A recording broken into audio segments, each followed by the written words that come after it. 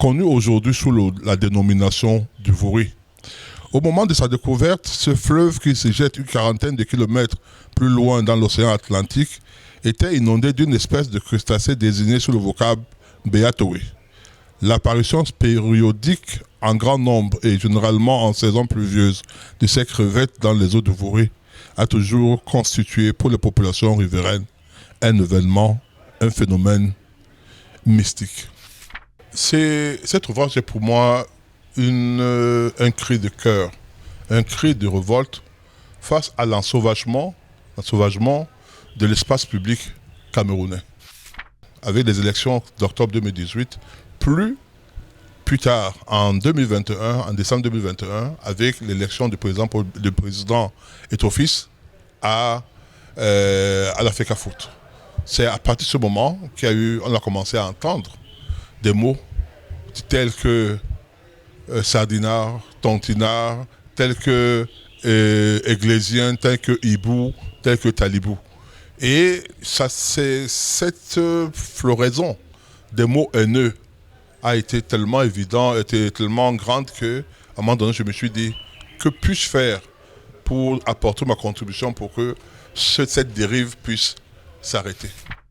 Le plus dur, c'est de pouvoir essayer autant que faire de se peut être neutre. C'est l'une des difficultés. Être neutre, ne pas être subjectif, étant entendu que nous appartenons à un parti politique, nous appartenons à une tribu, nous sommes Camerounais, et comme on dit finalement, il est difficile d'être neutre. Donc on essaye de jouer ce rôle-là, c'est la première difficulté. La deuxième difficulté, c'est le choix des mots. Il y en a beaucoup. Il y en a beaucoup. On a fait choisir plus d'une centaine, mais il y en a beaucoup.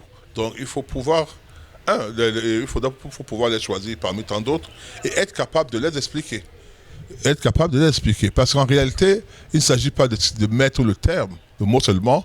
Il faut être capable de dire en quoi c'est une incivilité et dire comment est-ce qu'on pense pouvoir régler ce problème pour que ce ne soit plus une incivilité. Voilà un peu ce que je fais.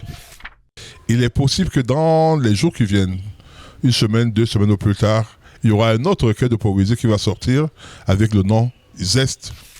Mon message est celui-ci. Nous formons tous, nous, Camerounais, nous sommes tous fils de ce pays, fils et filles de ce pays. Nous avons le devoir de le préserver de toute souillure. Or, les insultes, les dénigrements jettent une mauvaise idée, une mauvaise image de notre pays.